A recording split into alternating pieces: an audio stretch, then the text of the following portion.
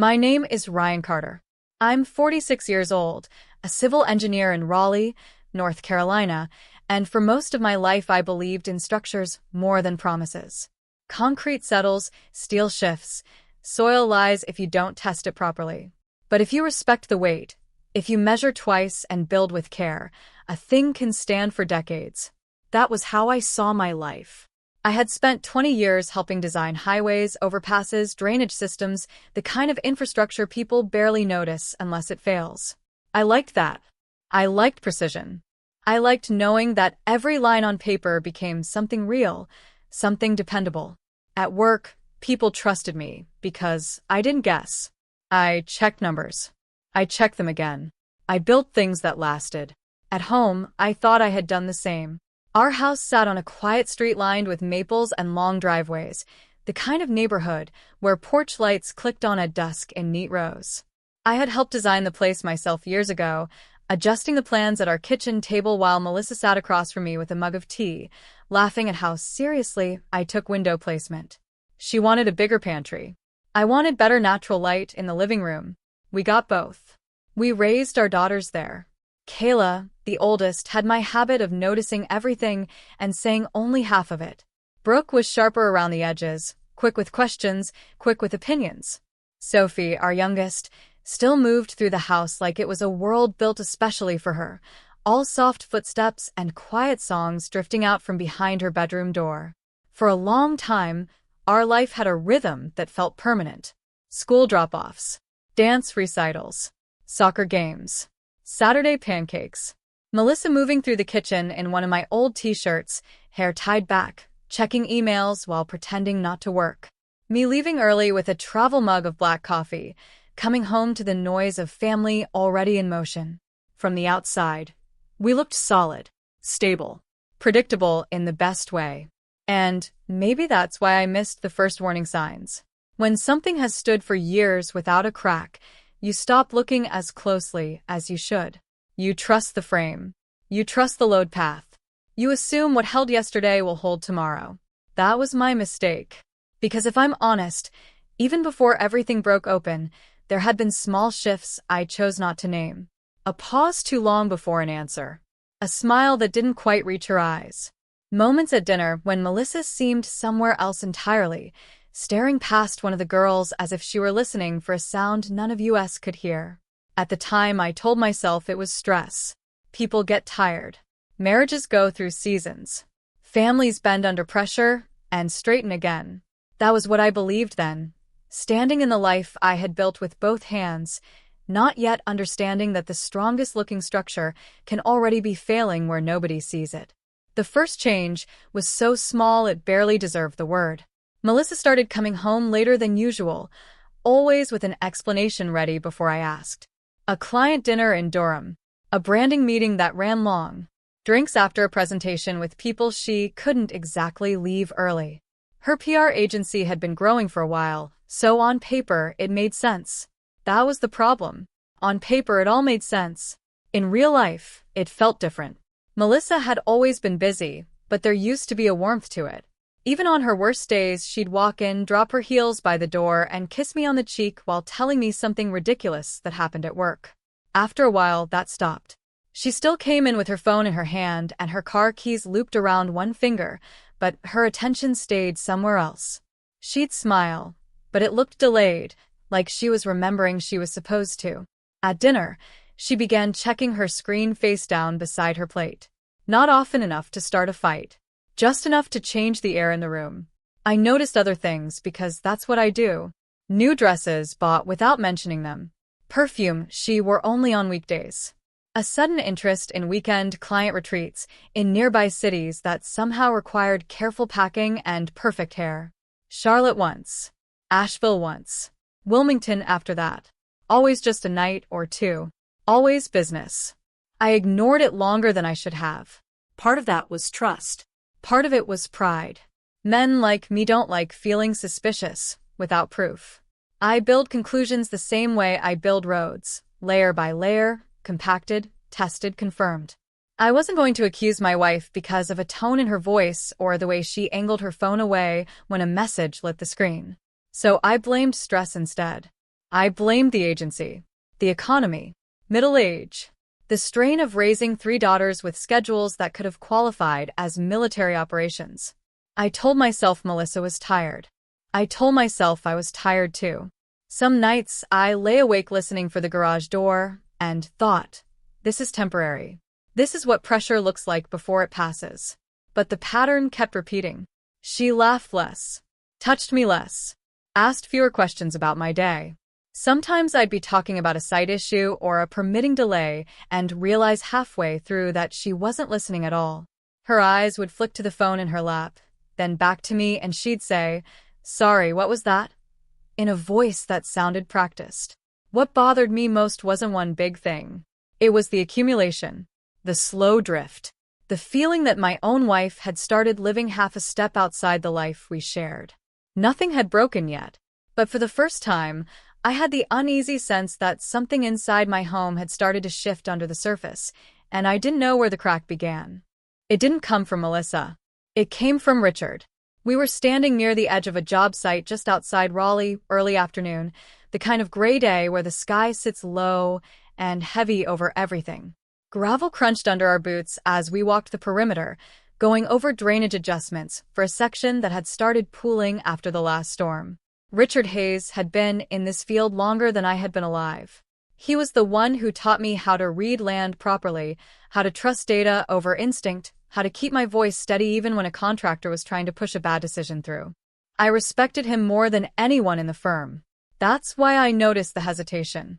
We had just finished reviewing a set of revised drawings when he said, almost casually, "Ran into Melissa the other day." I didn't think much of it at first. Raleigh isn't small, but it isn't big either. "Yeah," I said, flipping through a folder. "Where at?" He took a second too long to answer. "Downtown. That new hotel cafe, the upscale one." I forget the name. I nodded. "She's been doing more client stuff lately. Probably work." "Yeah," he said. Then he added a little too quickly, "Probably." Something in his tone didn't sit right. Richard wasn't a man who padded his words. He either said something or he didn't. I looked up at him. "You talked to her?" "Not really." He adjusted his jacket, eyes shifting briefly toward the parked trucks. "She was with someone." Didn't want to interrupt. "With a client?" Another pause. Shorter this time, but still there. "Could be," he said. Guy didn't look familiar. Suit. Late 30s, maybe. Clean cut. There it was. Not an accusation. Not even a statement. Just a detail placed carefully on the table. I let out a quiet breath and closed the folder in my hands. She didn't mention it. Richard shrugged, but it felt rehearsed. "Probably nothing, Ryan. You know how these things are. Meetings, networking." I just thought I'd say hi, then figured I'd leave it alone. We stood there for a moment, the wind pushing across the open site, carrying the faint smell of wet earth. "Yeah," I said finally. "Probably nothing." He nodded, but he didn't meet my eyes. The rest of the day passed like any other. Measurements. Calls. Emails. But something had shifted. Not sharply, not enough to name out loud, but enough that I felt it under everything I did. That evening, I got home just after 6. The house smelled like garlic and something roasting in the oven. The girls were in the living room, arguing over what to watch, their voices overlapping in a way that used to calm me. Melissa was at the kitchen counter, scrolling through her phone. She looked up when I walked in, smiled, and said, "Hey, long day." "Normal," I said, setting my keys down. I watched her for a second longer than usual. "How was yours?" "Busy," she replied, turning back to the stove. Back-to-back calls all afternoon. Didn't even have time to sit down. I leaned against the counter, arms crossed loosely. "No meetings outside the office?" She didn't hesitate. "No." "Why?" I held her gaze for a moment. Then I nodded once. "Just asking." She smiled again, quick, easy. Too easy. And that was the moment it stopped being just a feeling. Because now there was a difference between what I was hearing and what I knew. After that day, I stopped taking things at face value. Not openly. Not in a way anyone could point to. I didn't accuse. I didn't confront. I just started paying attention the way I did at work, quietly, methodically, without announcing it. It began with small things. Melissa said she had dinner reservations one Thursday night with a potential client. I asked where, keeping my tone neutral. Bella Rosa, she said, grabbing her coat. You know, that Italian place downtown. I nodded. I did know it. Popular. Busy. Hard to get a table last minute. She left at 6:15. I waited 10 minutes, then picked up my phone and called the restaurant. Do you have a reservation under Melissa Carter tonight? I asked. A pause. Keys clicking in the background. I'm sorry, sir, the host replied. We don't have anyone by that name this evening. I thanked him and hung up. Then I sat there in the quiet kitchen, listening to the faint hum of the refrigerator, staring at the reflection of the overhead light in the window. My hands were still. My breathing was steady, but something inside me had just locked into place. I didn't call her. I didn't text. When she came home later that night, just after 10, she slipped off her heels by the door like always and walked in with that same practiced smile. Dinner ran long, she said. They're thinking about signing. Big account. I looked up from the paperwork I had spread across the table and nodded once. That's good. She studied me for half a second, like she was checking for something. Then she relaxed and moved past me toward the kitchen. I watched her go. After that, I started checking everything. Receipts in the trash. Timestamps on her messages when her phone lit up near me. The timing of her meetings compared to traffic patterns I knew by heart. I didn't need to follow her. I didn't need to hire anyone. She was leaving gaps on her own. And the gaps didn't line up. One afternoon, she said she was in a strategy session that ran from 3 to 7. At 5, I called her office landline. No answer. At 6, I drove past the building on my way back from a site visit. Her car wasn't in the lot. Another time, she mentioned drinks with a client in Durham.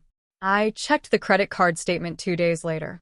No charge from any bar, restaurant, or hotel in that area. Each lie was small on its own. Together, they formed a pattern I couldn't ignore. The hardest part wasn't the evidence. It was the space between moments, the way she moved through the house like nothing had changed. Folding laundry, asking Sophie about school, laughing at something on TV with Brooke, sitting across from me at breakfast, sunlight coming through the window, stirring her coffee like we were still the same people. I started to notice how easily she did it, how natural it looked. One night, she stood in front of the mirror in our bedroom, adjusting a dark blue dress I hadn't seen before. The fabric caught the light just enough to draw attention without being obvious. Another dinner? I asked from the doorway. She met my eyes in the mirror. Yeah. Important one. I nodded slowly. What time will you be back? Not too late, she said. Don't wait up. I watched her pick up her phone, check something quickly, then slide it into her purse. That small movement stayed with me, because by then I knew 2 things for certain. She was lying, and she had gotten comfortable doing it. I didn't go looking for the truth all at once. I built toward it. By then, I had already accepted that Melissa was lying. The question wasn't if anymore. It was how much, and more importantly, about what. The answer came on a Tuesday morning. She had left early, just after 7, saying she had a breakfast meeting across town. I watched her back out of the driveway, coffee in the cup holder, sunglasses on, moving like everything was routine. At 7:40, I walked into the garage. Her car was gone. That was expected. What wasn't expected was what I saw when I opened the passenger door of my truck. Her second set of keys sat there in the console. Melissa never forgot her keys. I stood there for a moment looking at them, turning that small detail over in my head the way I would a flaw in a design.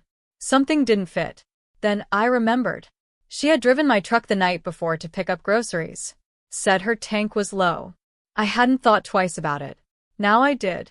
I walked back into the garage, slow, controlled. Opened the side door to her car unlocked. That, by itself, was another mistake. Melissa locked everything. I didn't rush. I checked the obvious places first. Center console. Glove compartment. Nothing unusual. Just receipts, lip balm, the normal clutter of daily life. Then I looked under the passenger seat. That's where I found it. A phone. Black. Thin. Powered off. For a second I just stared at it. No reaction. No movement. Just recognition.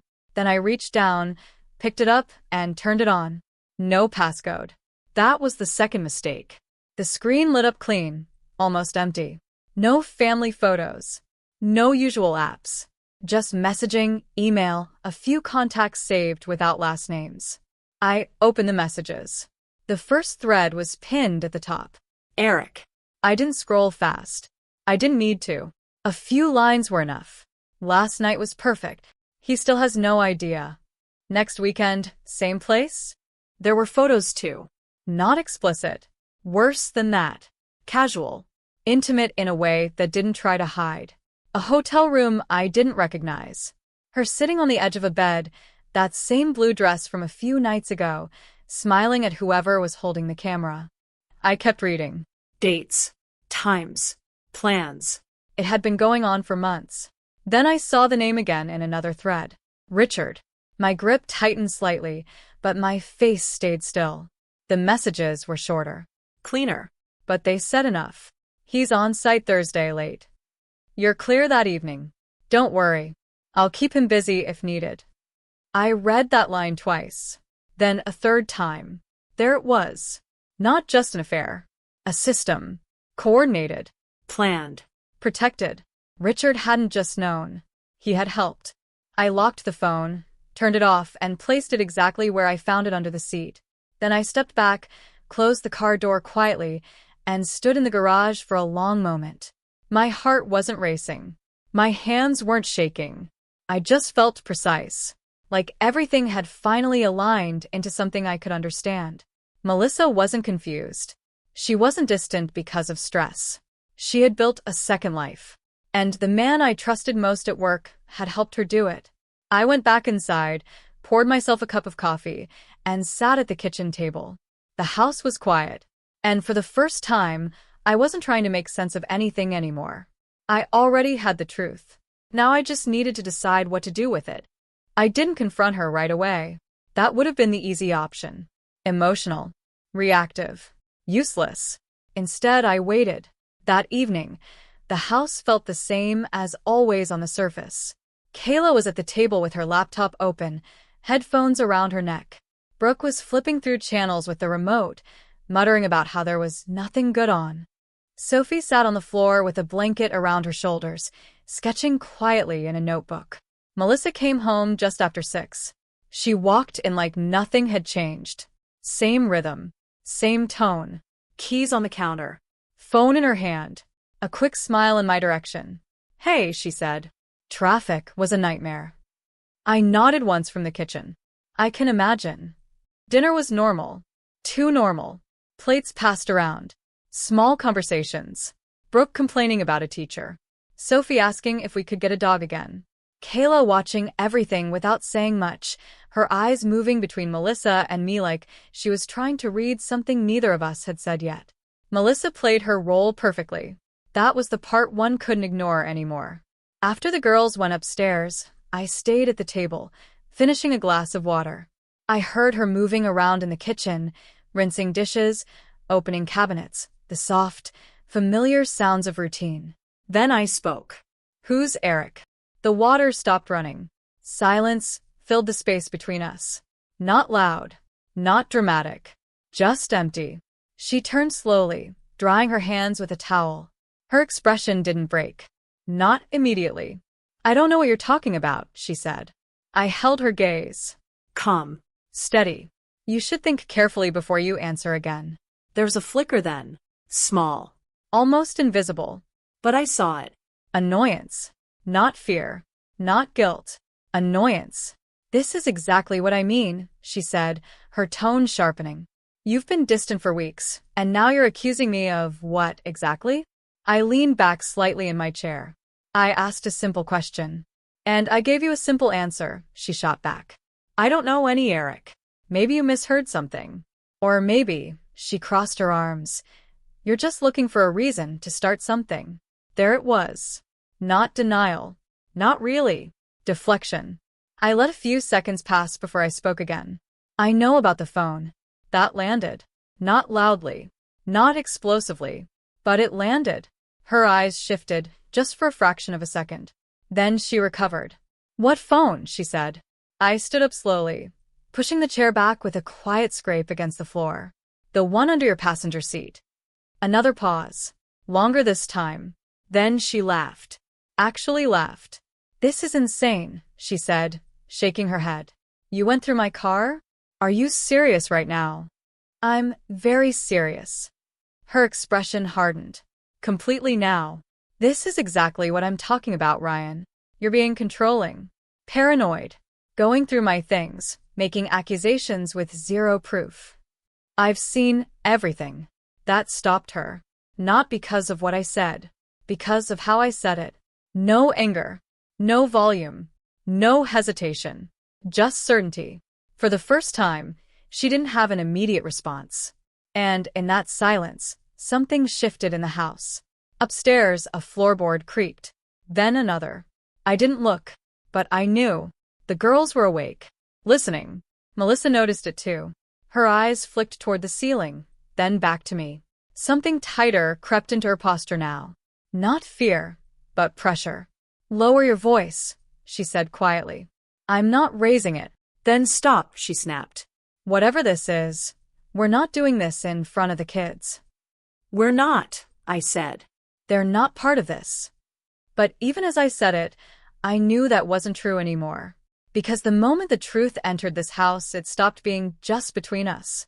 It was already spreading. The house didn't go back to normal after that night. We all moved through it the same way, same rooms, same routines. But something invisible had settled into every corner. Conversations became shorter. Pauses became longer. Even the sound of footsteps seemed more careful, like no one wanted to be the one who broke the silence first. Melissa acted like nothing had happened. The next morning, she made breakfast. Pancakes, like it was a weekend, even though it was Wednesday. She smiled too much, asked too many questions, touched Sophie's shoulder as she passed, brushed Brooke's hair back, told Kayla to have a good day with a softness that felt forced. I watched it all from the doorway, coffee in my hand. She was trying to reset the scene, but the girls had already seen enough. Kayla was the first to shift. She had always been the one who noticed things early, who didn't need everything spelled out. That morning, she barely spoke. Just sat at the table, cutting her pancakes into perfect squares she didn't eat, her eyes occasionally lifting to study Melissa in a way that was too direct to be casual. Brooke followed differently. She wasn't quiet. She was sharper. Shorter answers. A tone that edged into something defensive, without fully crossing the line. When Melissa asked her about school, she shrugged. When Melissa tried to joke, Brooke didn't laugh. Sophie, she just watched. That was the hardest part. She didn't understand the details, but she understood the change. Kids always do. She stayed close to me more than usual, hovering in the same room, sitting beside me on the couch without saying anything, like proximity itself could explain what words couldn't. By the end of the week, the tension had settled into something steady. Then Kayla broke it. It was late, just after 9. Melissa was in the living room, scrolling through her phone, legs tucked under her like everything was calm again. I was in the kitchen, going over emails I wasn't really reading. Kayla walked in slowly. No hesitation. No build-up. She stopped a few feet in front of Melissa. "Are you seeing someone else?" The words landed clean. Melissa looked up, frozen for half a second. Then she forced a small laugh. "What kind of question is that?" "A real one," Kayla said. Her voice didn't shake. I didn't move. I didn't interrupt. Melissa straightened slightly, setting her phone down. "Your dad is clearly putting ideas in your head." "No," Kayla cut in. "You are." Silence. Brooke appeared in the hallway, leaning against the wall, arms crossed. Sophie stood just behind her, half hidden, eyes wide. Kayla took a small step forward. "I heard you," she said. "That night. I heard everything." Melissa's composure cracked, not fully, but enough. "You shouldn't have been listening." "That's not the point." Kayla's voice stayed even. Controlled. Too controlled for her age. "The point is you didn't deny it." That was it. That was the moment. Because Melissa didn't answer. She didn't correct her. Didn't argue. Didn't even try to redirect. She just stayed quiet. And in that silence, everything became real. Brooke let out a slow breath, shaking her head like something had just confirmed what she didn't want to believe. Sophie looked at me, then back at Melissa, confusion turning into something heavier. Kayla nodded once. Not dramatic. Not emotional. Just final. Okay, she said quietly. Then she turned and walked out of the room. Brooke followed her without a word. Sophie hesitated, then went after them, her steps quicker, like she didn't want to be left behind. Melissa stayed on the couch, still, looking at the space where they had been standing. I didn't say anything. I just watched her. Because whatever control she thought she still had in this house, it was gone. After that night, Melissa stopped pretending with the girls. Not completely. She still spoke to them, still moved through the house like she belonged there, but something had shifted. The effort was gone. The warmth she used to perform had thinned out into something colder, more calculated. With me, she barely spoke at all. That was fine.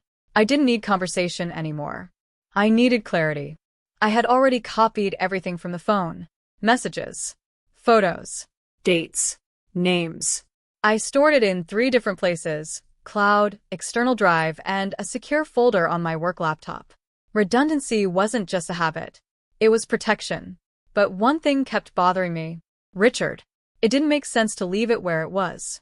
The messages I had seen were enough to show involvement, but not enough to explain the full extent of it. And Richard wasn't careless.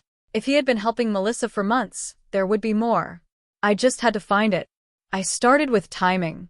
I pulled my own work schedule going back 6 months. Site visits, travel days, late meetings. Then I laid it side by side with the message timestamps from Melissa's second phone. Patterns emerged quickly. Every time I had an overnight trip, Charlotte, Greensboro, even a 2-day inspection near the coast, there were messages between Melissa and Eric within hours of my departure. But that wasn't the part that made my jaw tighten. The messages from Richard lined up even earlier. He'll be out all day tomorrow. Flight's delayed. You're clear tonight. I'll keep him on site longer if needed. I sat at my desk, scrolling through it slowly, my fingers steady on the mouse. He wasn't just aware. He was coordinating, feeding her information about my schedule, sometimes before I even finalized it myself. That meant one thing. He had access to internal updates, draft schedules, conversations I assumed stayed inside the firm. I leaned back in my chair and stared at the ceiling for a moment, letting that settle. Then I went further. I checked project logs, internal emails, calendar adjustments. Small changes Richard had made over the past months, subtle enough that no one would question them. A meeting shifted by an hour. A site visit extended. A last-minute issue that required my presence longer than planned. Individually, they were nothing. Together, they created space. Space for Melissa. Space for Eric. I found one message that tied it all together. It was from Richard to Melissa, sent late at night. He trusts me. He won't question it. I read it twice. Then I saved it separately. That line wasn't just about the affair. It was about me. About how easily I had been managed without knowing it. I closed the file and stood up, walking to the window. Outside, the street was quiet. A couple of porch lights flickered on as the sun dropped lower, the same routine I had watched for years. Everything looked normal, but now I could see the structure underneath it. And it was worse than I thought. This wasn't just betrayal inside my marriage. It had reached into my work, my reputation, my position. Richard hadn't just crossed a line. He had used my trust as a tool. I exhaled slowly, my reflection faint in the glass. Then I went back to my desk and started organizing everything. Because at that point, I wasn't reacting anymore. I was building something new. And this time, I was going to make sure nothing could collapse unnoticed. Melissa made her move sooner than I expected. That told me 2 things. First, she felt pressure. Second, she thought she still had time. It happened on a Friday afternoon. I was at my desk, reviewing a set of structural revisions I had already read twice without actually seeing them. My phone buzzed once, low against the wood. A banking alert. I glanced at it automatically, expecting something routine. It wasn't. A large transfer had been initiated from our joint account. Not a small amount. Not something that could be explained away as a bill or an expense. 6 figures. Pending. For a second, everything went very still. Then I opened the app. The destination account name was enough. Dalton Investments. Eric. I didn't react outwardly. No sudden movement. No calls. No messages. I just watched the transaction details, reading every line carefully. Timestamp. Authorization method. Linked device. It had been done minutes ago. From inside the house. I stood up slowly, grabbed my keys, and left without a word. The drive back felt shorter than usual. Controlled. Focused. Every light I hit, every turn I made, it all registered, but none of it distracted me. When I walked into the house, it was quiet. Too quiet. Melissa was in the kitchen, standing at the counter with her laptop open, phone beside it. She looked up as I stepped in, her expression tightening for just a fraction of a second. "Hey," she said. "You're home early." I closed the door behind me. "Cancel the transfer." She didn't move. "I don't know what you're talking about." I walked closer, stopping just across from her. "The one you sent to Dalton Investments. Cancel it." A pause. Then she straightened, crossing her arms. "It's my money too." "No," I said evenly. "It's not." Her jaw tightened. "You don't get to control everything, Ryan. I'm not asking for permission." "You already made the request," I replied. "Now you're going to reverse it." She shook her head, a sharp, almost desperate movement. "It's an investment. That's all. You're overreacting like you always do." I held her gaze. Then I reached into my pocket, pulled out my phone, and set it on the counter between us. "I've already contacted my lawyer," I said. "The accounts are being frozen. If that transfer goes through, it becomes fraud." That hit. Harder than anything before. Her confidence cracked, not completely but enough. Her eyes flicked to the screen, then back to me, calculating. "You wouldn't do that," she said quietly. "I already did." Silence. The air in the room shifted. The balance changed.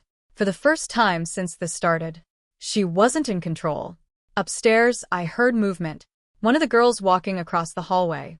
Life continuing, just above us, unaware of how close everything was to breaking completely.